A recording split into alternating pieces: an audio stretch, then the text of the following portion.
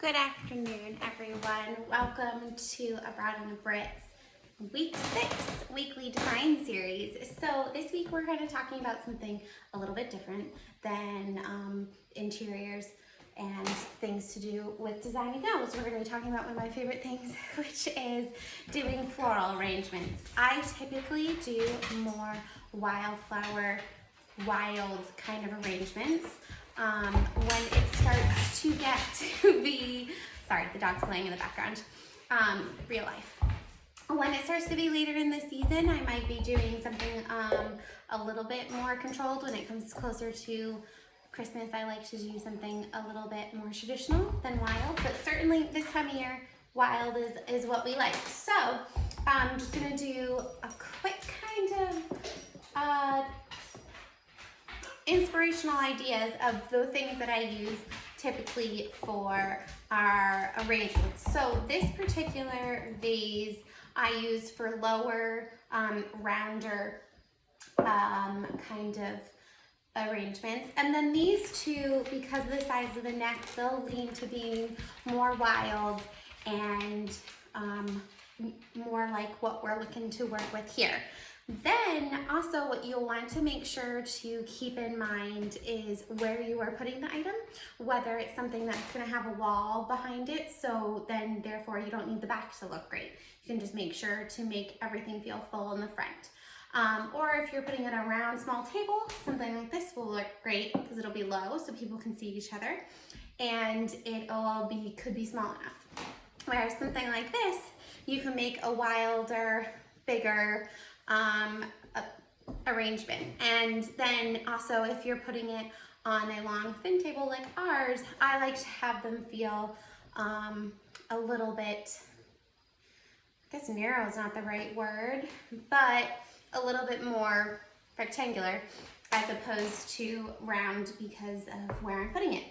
So you definitely want to keep in mind on the things you're going to put it on. If you're going to put it on a narrow shelf, then make sure that you don't have it too circular so that it can fit. So that is kind of the tips on where to put it and kind of keeping that in mind and what kind of items to use. So what I'm going to do is show you guys kind of how I start and kind of build it out. So a couple of my first tips before you do anything: cut all your flowers off at about 1 or 2 inches above where they are already cut. Make sure they're slanted so that it will get enough water. And then make sure all leaves and debris are taken off that you think will be going in the water. So another thing is, if you have anything that's doing this, sadly, you cannot use that. So I'm gonna cut it right where it's bent. And I'm just gonna put it in a little teeny vase, something like this. And it will just sit there and it'll at least look pretty for that, but it will not work for anything tall. My dog is definitely gonna be like hitting the camera, so I'm sorry if it's gonna be wonky. So, okay, so once you have all your pieces, cut them, and have everything ready, you're gonna need water, which I didn't do. So I'll be right back. Of course, I have the sink not where I am.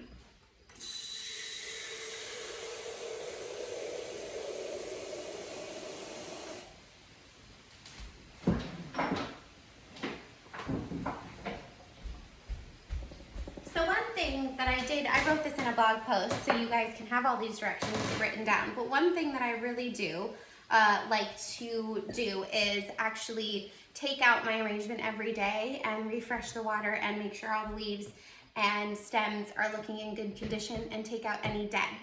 So because you're doing that, you don't need to put a huge amount of water in the actual vase itself. I have it to about here, and that way you can kind of leave some of the leaves on, which will help things hold things in place. So you don't want to strip away too much leaves, but you don't want them to be in the water. So it's kind of a balance. Another thing that I do to help is I add a couple drops of tea tree oil. We call it Melaleuca, but it's also known as tea tree oil. And that helps keep the plants happy and staying fresh for longer. So to kind of start out, you know, I was trying to think if I actually have a science to this. And basically, what I typically do, I actually put the foliage in last.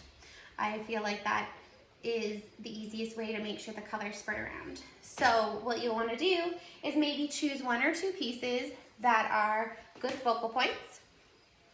So just grab these 2, beautiful. Just kind of put them in there, you know, because you can move them around, but these are things that you know are kind of your showstoppers. Also, if you're like, oh, that's not actually the right length, I just take a little bit off. Try not to take too much off, because you can always, of course, take more off. Can't add it on. So I put the 2 main things in, and then I kind of start just realizing what kind of colors I have and spread those around throughout the bouquet. So I'm keeping in mind that I'm going to actually, not sure where I'm putting this, probably over on that piece of furniture. So there's gonna be a wall. So I can build by just what I can see and not basically what the camera can see. So from my angle, I want to be building out. So this is not kind of standing up the way I want it to. I'm gonna take a little bit more off, and then I'm gonna keep it there. And now I just have to realize it's gonna have other things around it. So this particular vase is going to have lots of different colors, lots of pinks. And so what I'll want to do is make sure things like this yellow item is sunflower, is breaking up all these pinks that I will have in here. And different shades, you'll move them around, different textures. So what you'll see is that I'm also spreading the textures and the heights varying. So, and then when you start to get more of the stems in the vase, you'll realize that you'll be able to, you'll realize that they'll be kind of balancing each other. So you can play around with that for a little bit. And if it doesn't work right away, then just let it go and try to keep putting more of them in. So right now I'm not loving, I don't know if you can actually tell, these 2 together. They're both the same color. So I'm just gonna take it out. This, and like many things that I do, it's trial and error. It's totally about the experience. Some bouquets I love more, some I feel like I could have done differently, which is one reason why changing the water, you can kind of edit that and do what you know, if you feel you missed something, you can change it around. So, okay, so I'm gonna use that yarrow to kind of support the dahlia a little bit more, kind of like in that, spreading that texture around. So, along with making sure you're moving the texture and the colors around and the kinds of flowers, you'll want your bigger ones and your little ones to be spread around as well. It's all about trying to get equal. No, still haven't decided what I want to do with that. So then, typically, I'm going to be going against what I already said. I would be counting these as foliage. This particular bouquet does not have a huge amount of foliage, but I'm going to be putting these in right now because I need them as support, and I need to mark about where they are with the shape. So now you can kind of see, maybe, that there is a shape happening. And I apologize, this video is going to be a little bit longer than my past ones because there's hopefully more useful information. So, I'm just kind of continuing to just stick things in. I'm gonna start moving things towards the back because I feel like I did not do that enough on the get-go.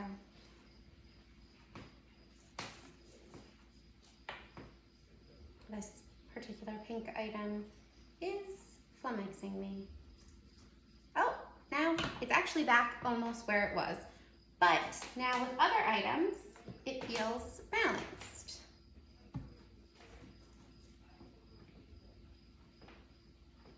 So it is definitely all about trying to find the right way of everything coming together, and it might take a couple goes. So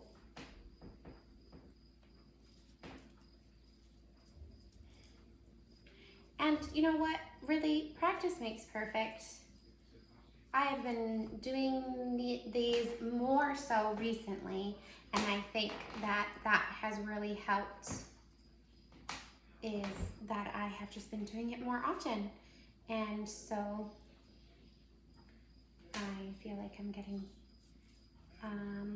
more comfortable with it. Not necessarily better, because I always feel like that's negatively making it feel like the first go wasn't good. It's just different each go. Okay, so now I'm kind of to the foliage stage, even though I put like a couple of my bigger pieces of foliage. So you can see I put these beautiful pieces, and then I put this green piece in the back. I'm starting to get to the kind of the filler stage. This might be baby's breath if you're buying it from a florist. It might be these beautiful ones if you're getting something from a wildflower. It might be a small daisy. It could be anything. Those are kind of the things that you'll see as being more of a filler. So I'm now realizing that that one needed to just be a little bit shorter, because it needs to be softening the front that's up here, and then adding some more of this beautiful purple as well. And also checking to see what is the shortest already. So there's really no point in cutting one particular piece down. Sometimes I hold them in front, or I hold it outside of the vase to see, is that gonna look the way I want it to there? Maybe, maybe not. Nope, I think I'm gonna go with putting it in the exact opposite space. In that void.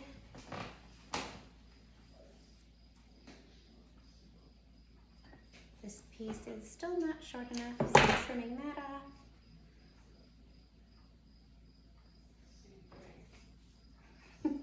You can hear my TV. That's supposed to be comforting my dog, but clearly not.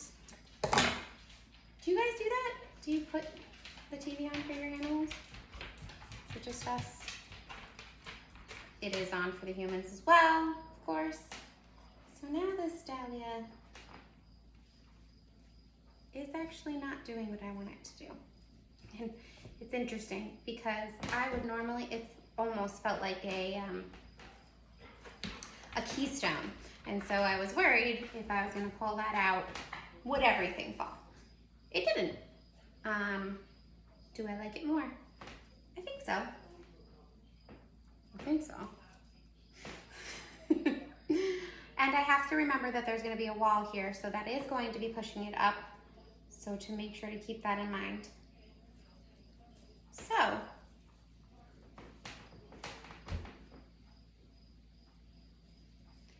okay.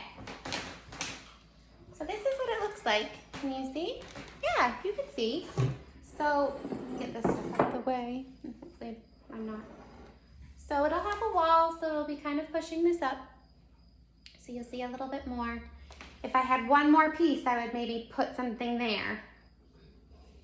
And maybe I could think about, see, if I had this piece and it hadn't broken, I could have put that right there for a nice pop, just to even out all the colors. But I don't, so now I have to figure out if it's worth it. Maybe I'm gonna try it in the space. And if I still feel like something's missing, then I'll try to tweak it around. But always feel, you know, like you can tweak if you need to. So I think that's everything. This one's a little bit longer, but I hope it actually helped and brought some value. If you guys have questions, just let me know. Thanks. Have a